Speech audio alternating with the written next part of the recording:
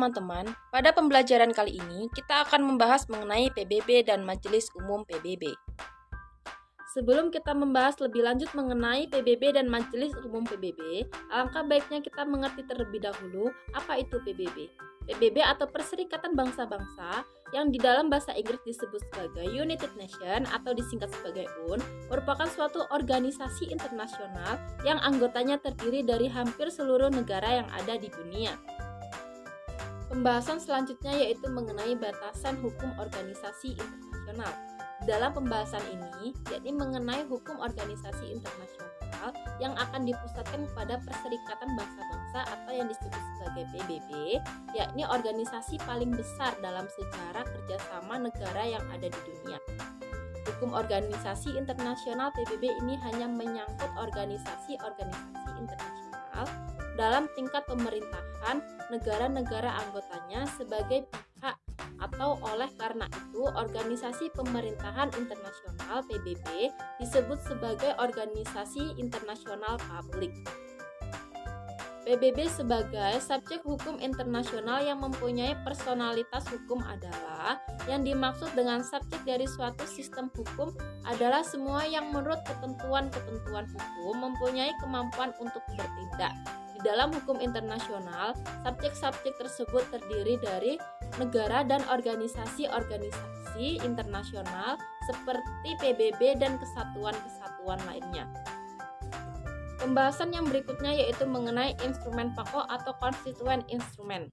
Piagam PBB yang merupakan instrumen pokok dari badan tersebut yang dirumuskan oleh 50 negara dalam konferensi PBB mengenai organisasi internasional atau United Nations Conference on International Organization atau yang disingkat dengan UNCIO di San Francisco pada tanggal 25 April sampai 26 Juni tahun 1945.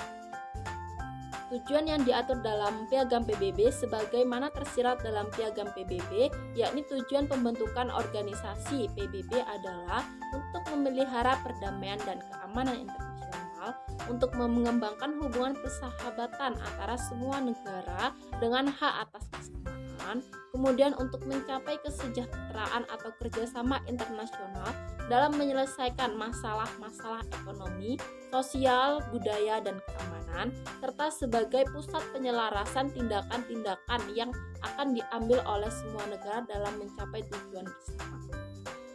Materi yang selanjutnya yaitu mengenai prinsip-prinsip PBB yang terdiri dari beberapa prinsip.